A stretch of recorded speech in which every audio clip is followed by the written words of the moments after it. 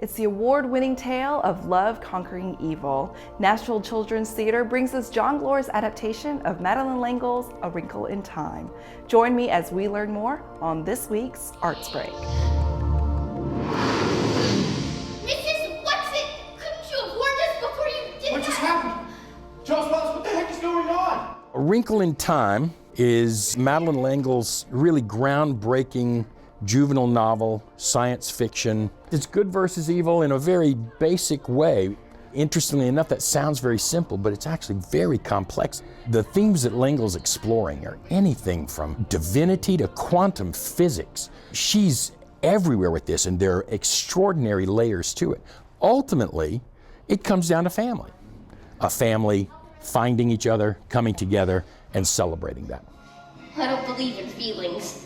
And Miss Who is Looney Tunes, in case you haven't noticed. I'm playing Meg. She's a 13-year-old nerdy girl with glasses and braces who feels like she's a misfit in her world, but comes to discover that it doesn't matter what she looks like or whether she fits in or not, because she has a purpose. And she discovers that that purpose is saving the world, and that simply by showing love for her family, she can do that. I think that all of the characters in Madeleine L'Engle's work, as well as the play, are misfits in their own sense.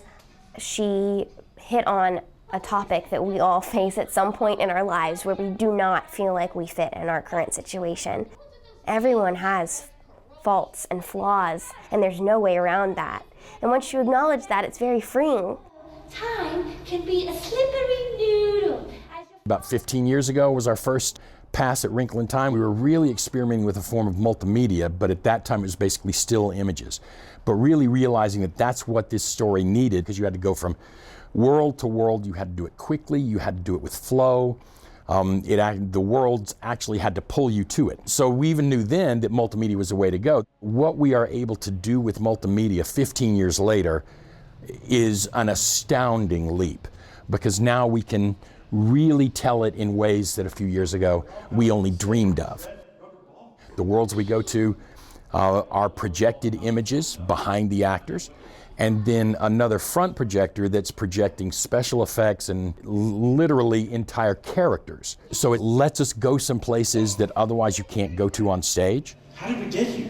One of the reasons the book has been successful is you may read it first when you're an adolescent, but let's face it, if you read it then and it means something to you, it stays with you. It's one of those touchstone pieces. Whether we come back to read it or whether it's just in our memory, it has resonance through our lives. So there's something in it for us at all points, I think. The Nashville Children's Theater production of A Wrinkle in Time runs through October 6th. For more information, visit us online at wnpt.org/arts. This NPT Arts Break is made possible by the generous support of the Ingram Charitable Fund.